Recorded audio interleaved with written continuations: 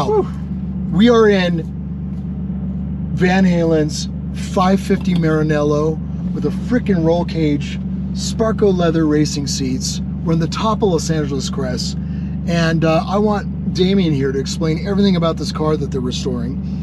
Which, first of all, you're just restoring the body and the outside of some material. The engine was recently serviced. What's up with the engine? Yeah, everything mechanically is working Beautifully. Yeah, it's working very well. This car runs good. I mean, it's been driven, so it drives well. It has good power. Everything's great. Well, let's take a drive. Let's go up Los Angeles Crest here. Couldn't be in a better place. And you know, living in LA, having Los Angeles Crest at your disposal is totally ridiculous. And I gotta say, I drove this car, and I followed you in my Aston Martin Vantage, which is about 380 horsepower. This car has about 500 horsepower, right? Mm-hmm. V12, 500 horsepower, you know, 485, whatever. Whew. Oh, listen to that.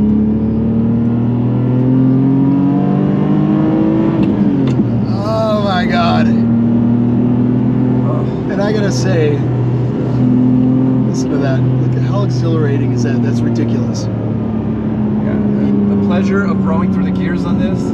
Like, I don't want to talk too much, but I do want to tell you about this car. But I also want you to hear how amazing it is. Wow. Oh my God. So this V12 sounds like it's got this, it does have a little rumble, but it's got this high whine. You could just tell this is like, you know, racetrack inspired and derived from, right? And Michael Schumacher had a lot to do with this car, I believe, on the track and dialing it in. Is that, do you know that? I don't know too much about that, but that was definitely Schumacher's time at Ferrari, so I would imagine. Yeah, but what you do know recently is there's a couple of Ferraris that came with a roll cage standard or as an option, correct? Yes, I know there's some Fiorano models of the 550 out there. I don't even know how rare they are. I've only seen, I think, one that I know of. I just looked that up, and it's something to do with like the race pack or something, you know, and it's a different suspension. Yeah. I love my Vantage, but jumping into this car immediately, it feels like we should be doing 200 miles an hour because that's what it was built for with ease. Am I crazy? Yeah, you know, the thing about it, it's a true GT, so it's got a relaxed behavior, so I think it's nice for top speed. But because of the way, you know, it's a front engine, and the way the rear wheel drive just takes you around turns, it's so awesome in the canyons. It just... We are having a blast. I'm having the time of my life here. So I gotta say, the power was definitely on command. It definitely wants to hit 6,000 RPM, 7,000 RPM. The red line's at 7,500. It's about $8,000. About $8,000, crazy. And this car is 22 years old. And Damian, you've been working on these 550s and servicing them, rebuilding them for decades now. How is this car in reliability? I mean, is this a solid car? After 22 years, you should really know what goes wrong with this thing. How is the engine? How does it hold up? I mean, I've seen very few engine failures over the years, at all, if any at all. I mean, it's usually, it has to be user error or something, or belt brakes, but it seems like the more you drive them, the better they are, that's for sure. And I would call it as reliable as you can get with an older Ferrari. I feel like I would get home. Saying Ferrari after reliable gives it a little bit of a handicap, right? Like a little, you got to give it a little bit of handicap. Yeah, you got to put it in quotations. It's like, come on, it's not a Honda Accord. No. But nor is this for the Honda Accord audience.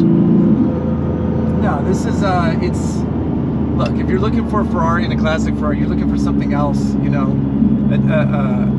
a one-off experience. And how's driving through the canyons with a gated shifter? Is it really exuding everything? Look, let's just call it bliss. It's bliss. It's just to hear. It's so rewarding. It's satisfying.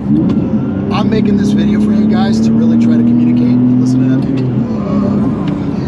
I'm trying to communicate to you just so you really get the impact of what it's like driving this machine through the canyons. God forbid you live in the Midwest and you're just going straight. We're in Los Angeles Crest, which is some of the greatest roads in the world. This car should be $500,000. Manuals in general, all of a sudden are becoming highly desired because people are understanding the driving experience. The 3-pedal car, the engagement that you have shifting heel and toe, which is, putting on the brakes and flipping the throttle to align the synchros. There's so much more engagement than just hitting the paddles. I did cover that in one of my previous videos with the Aston, but that's one of the advantages of this car. You have listen to that Soaring Machine V12. Hit it, Damian. Listen to that.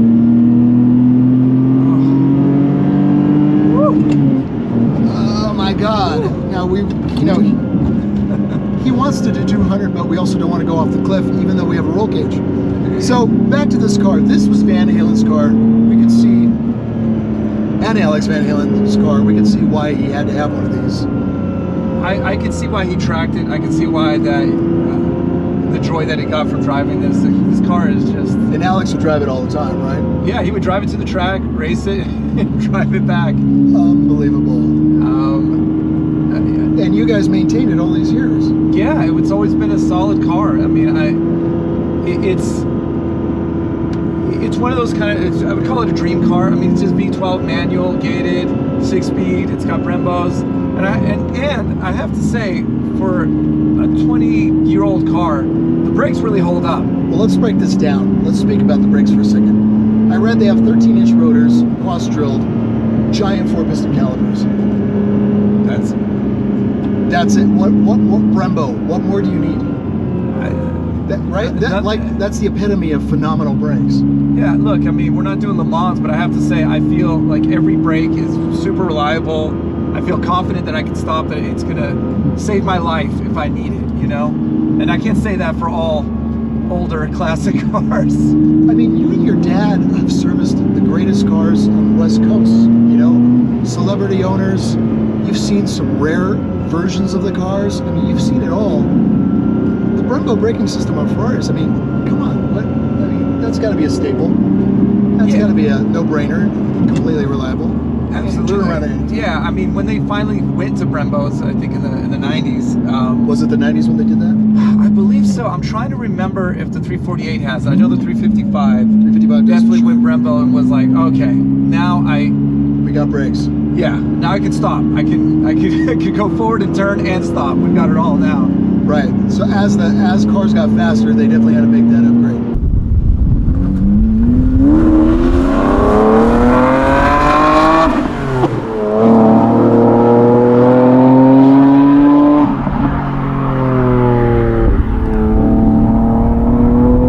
So we just covered the Brembo brakes, which are phenomenal. The 6-speed transmission I was looking up, I couldn't find any information. Is it a ZF transmission? Is it a Graziano? What is this? I'm pretty sure it's a ZF, as far as I know. I mean, and out of 22 years of having this car, are those reliable transmissions? I would say very reliable. I mean, we're not launching the car doing quarter miles, but as far as like normal everyday driving, and this car does get sideways on you. I mean, it's killer. I've never had a problem. Would you say these are 100,000 mile transmissions as long as the guy knows how to drive all day? 200,000 miles? Yes. I mean, I would say any manual can last, I would say, forever if you're careful with it. And this is no exception. I mean, it feels quite robust. I mean, what I like about it too is this is where, like from the old 308s where it was kind of a little more clunky and you had to really put it in the right RPM range to get it to shift nice. This is much more forgiving, and it's much more positive shifting. It really, it's your friend. Yeah. And even with the gated shifter, and it feels, I mean, when you first start driving it, it's a little bit intimidating. But as soon as you get used to it, it's there for you. It's there. And it shifts well. It felt great. Like you kind of got to dial in the gate. It can be clunky if you're just coming in from, let's say, a modern car where it's so buttery. Yeah. You know what I mean? But once you get it dialed in, it just seems very, gives a lot of feedback. It's very mechanical and robust. You kind of almost feel the robustness. Right. Well, I think what I like about it is when you get aggressive, when you get heated in driving, you can sort of really shift and it gives you the satisfaction. It's not like, ooh, as I'm shifting. And maybe that's why the gate is like aluminum, because it makes you drive aggressive because you're in a Ferrari and you want to slam through the gears, that you might put it through the freaking dash if it didn't have that gate. You feel like it. You feel like it. It's just, it feels so solid. I mean, it's hard to explain a gated shifter if you haven't driven one, and why it would be such a Now, for those of you who have not driven a gated shifter, you can see the values of gated shifting Ferraris, manuals in general, manual exotics in general, and even new cars. The new Porsche GT3 is a manual, normally aspirated. And I read somewhere where sales are now, at least in the US, 70%. So they're increasing. But for those of you who've never experienced a gated shifter, this is the reason why 430s are now over 250 grand, 360 manuals are going up, 355s are getting ridiculous, and 550s are just, this is 2021, and we're just seeing, we're at the bottom of the curve, and we're just seeing them take off. For sure. I mean, there's only so many. It's like sort of like really... Because the 575, most of them are the F1 transmission, which is, do you want that? It's going to break down on you. It's not as engaging. Look, it's fine, and it does work well and well enough for that era of a car. But I mean, come on, it's impossible to compare. I mean, and you're talking to me. I mean, I just love manuals so much. It's you're a driver. Yeah, I could wax poetically all day about it, because it's, why do you want someone doing the driving for you? Right. You want someone to have sex for you. You want someone that, like, I want to do what I'm meant to do. And that's right. That's right.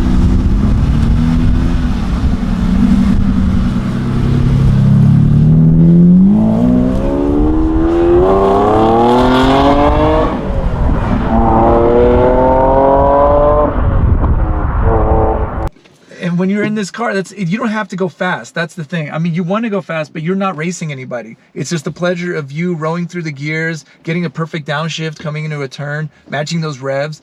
You get that satisfaction. It's like, I'm good.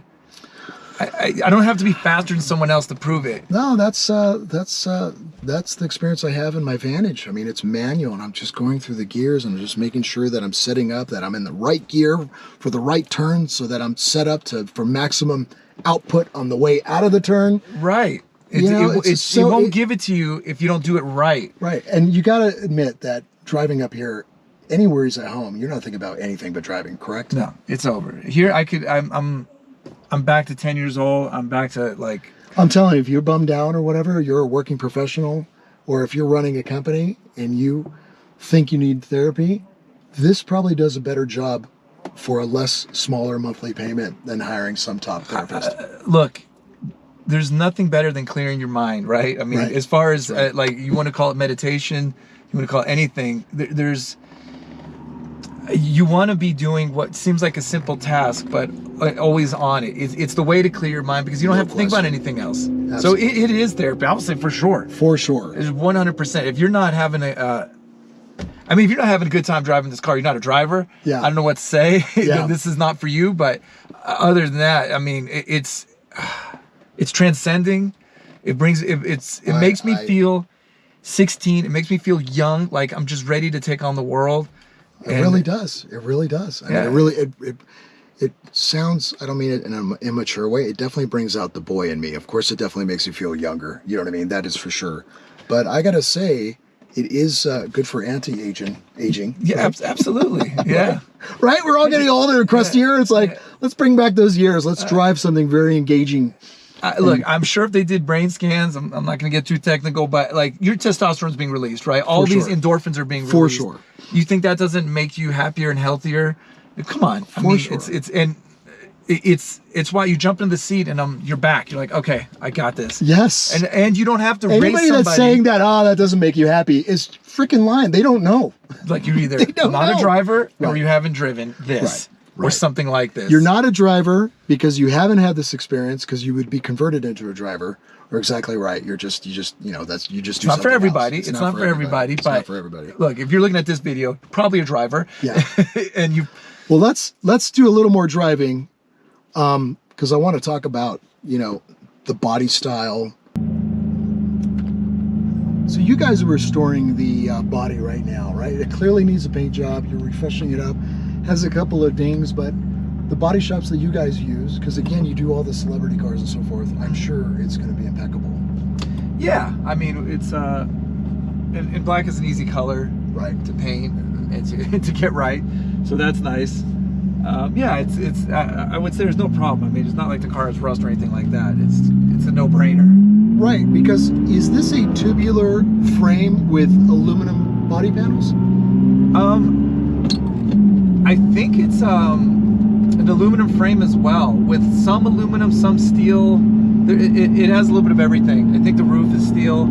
Okay. And then I know the hood and the fenders are aluminum. There's some fiberglass. So, you know, they mix and matched. Strength versus weight. Yeah, for whatever reasons. But I don't mind having steel above my head. That's fine. This has been a California car most of its life. As far as I know. So, as far at least for a couple of decades, right? Yeah. And this car is year 2000, so it had to have been. It's quite a ways up there. So you were going to tell me more about its wheelbase and its track. Like, what do you like about this car and the handling? Yeah, well, what I really understand about the car more is that the front end is wider than the rear end. And that always threw me off when I first saw that. I noticed that when I was putting the car in the lift and I was reading more about it. And it really gives you this feeling of driving with the rear end. Like you can sort of pivot from that point. And I wasn't aware of that. Yeah, you're right, it's a pretty beefy front end, right? Yeah, it is. It's got like this sort of bulldog kind of stance where it's... So I think they did that obviously because they have so much weight in the front to give you traction. And then you can use that rear end to sort of really drive the car and twist you around when you need it, you know, especially when it gets super tight. For me, it gives the feeling like the car is lighter than it really is. It gives you this illusion, you know? It's interesting because when you're going around these turns, when you're doing like a sharp turn, I don't feel the car's completely flat. Like it's totally ridiculous how flat it is. Right. I don't feel like we're doing, whoa, I feel like we're like now going there. I mean, it's not twitchy, and yet it feels agile. Well said. And well said. It feels very stiff without being jittery. Yeah. Like it's like I feel every bump in the road, but it's not annoying, and I'm not like cracking my teeth. It's not like, you know, because some Canyon cars are killing it up to above 100, and once you start going really fast, you're like, whoa, this thing is antsy, you know. But this is not. When you're going fast, you feel super comfortable and relaxed. And when you're hitting the twisties, it like comes alive and gives you the muscle to do what you want. That makes perfect sense. You know, we just pulled over a second ago. We're parking next to a 488 and a GT3. GT3 is cool, 48, great cars. But again, you're in the canyons. Those cars are so beyond fast. How are you enjoying pushing buttons and like what are you gonna do with that? I don't know. I think this is far more enjoyable than that. Don't get me wrong, I would love a 488, but honestly, this is again, let's go back to engagement. Is this not more fun? Am I crazy? Well, you know, it also, when you start getting up there in that type of horsepower, it's gadgetry, you know what I mean? It's all that magic that's keeping you on the road, because it starts, you know, it starts driving for you. Right, or else, or you're gonna die. Right, you're Schumacher, or you die, or you fall off the cliff. Right. So, and that's where I think some of the engagement it's missing for me. It's missing. I like just pulling a trigger and getting to the next gear. I mean, as soon as there will be no gears, it's kind of like, all right, I understand, you know, progression and all that, but you know,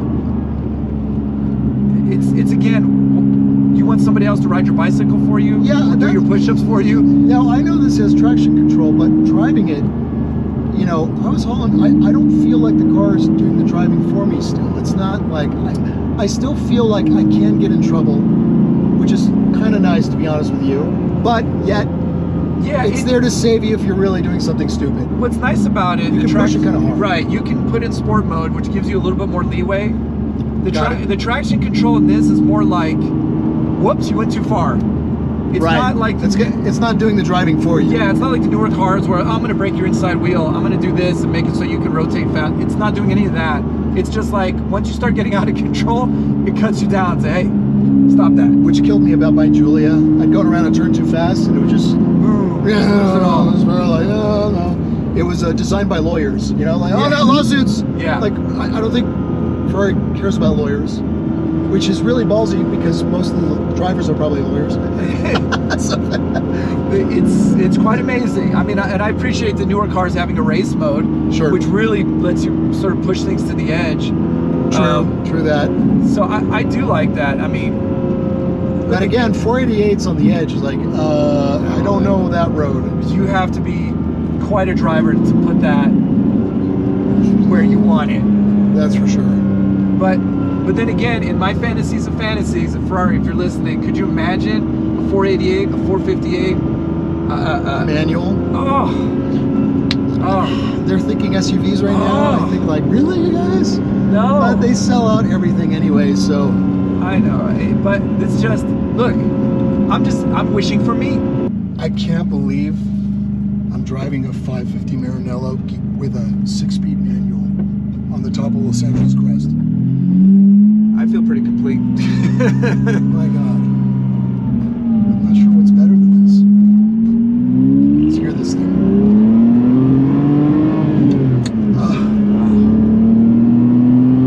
That sound. It's hard to imagine that it's a V12, like 12 cylinders. It's just making such a smooth sewing machine sound. And when I say sewing machine, it's like Everything's giant. in the place. It really does. It's not like a high-pitched squeal motorcycle bike, 4-banger turbo kind of sound. It's like massive girth. You know what I mean? It's got the girth, but it's not. I would use the word symphony. It's definitely. Thank you. It is a symphony. Tubing exhaust is standard, right? Tubing supply It is exhaust? not standard. Some of them came with them, some didn't. They sound good either way. I have to say the Tubi is a little bit nicer. Okay. But, does this have a Tubi? I believe these are. Sounds good. And now the any upgrades? Is the suspension different? It has Imola racing springs, which I have to say didn't change the drivability, lowered the car a little bit. Right. And I actually really like them, and I really like how this car, I like its attitude. Yeah, it just sits right. Like, yeah, and it's still pretty comfortable, and it just gives you everything you want, I gotta say, it's so smooth. I mean, it feels like a serious sports car and a super exotic for sure, right? Like a borderline race car, right?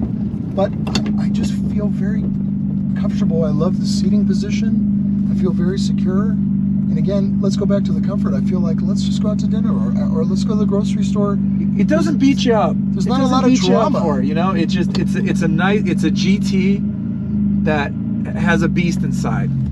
Really does. Like it's the 355, to be honest with you, felt like a go-kart. It felt like, okay, this is all, it's a go-kart, it's fast, but it's like, do I really want to go to dinner? It's kind of a pain in the ass. And something about it was just, felt like there's too much to deal with. It's more edgy, right? It is. It's a little meant to more be, jittery. right? Yeah, it's meant to be quicker, right? More of a carver.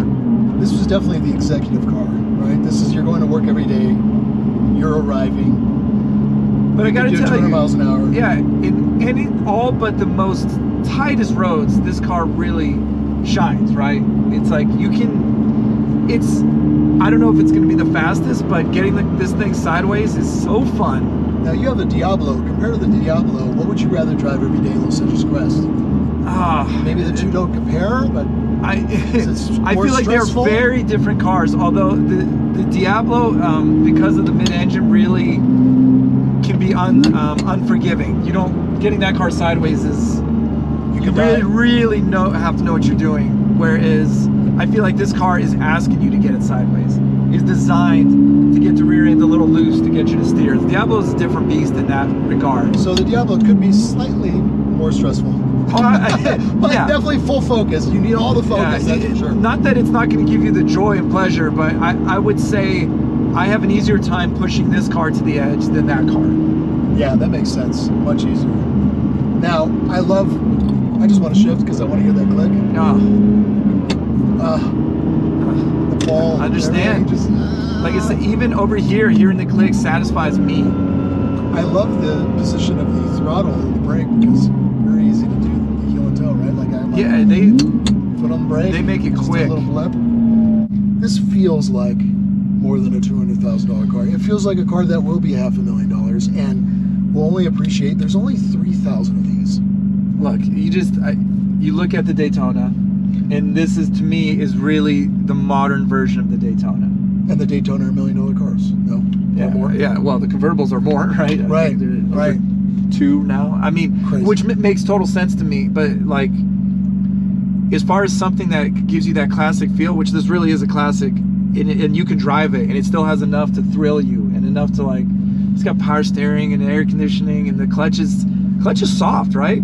Clutch is soft, very easy. Is that standard, or you guys did some little that's Franco's European kind of love? No, that's the Ferrari clutch. It's just I know we changed the clutch not long ago, and it's, man, when a fresh clutch just feels so good. And the 550s are soft. They're not trying to, again. The Diablos are hard. The early Diablos are hard. The later Diablos, they figured it out. Okay. After 96 and above, they're really right. Those early cars, though, it's all man. Too much. It's all beef and thunder thighs, like. That's hilarious, but not this car. No, that's why I say you can be in a suit. It feels like you can be in a suit, and yet you can go jogging. Oh my God. It's really what a sound investment. And I know I keep talking about investment, this or that, but the only reason I bring this up is this car is for sale, and anybody that gets this, not only does it have the history of Van Halen, and currently I actually love that it needs a paint job, because you said it earlier, it kind of looks like a vintage guitar. It looks exactly like a Strat that's been played and played a lot, and with a lot of love, and with a lot of love, and now the tone is like better than ever.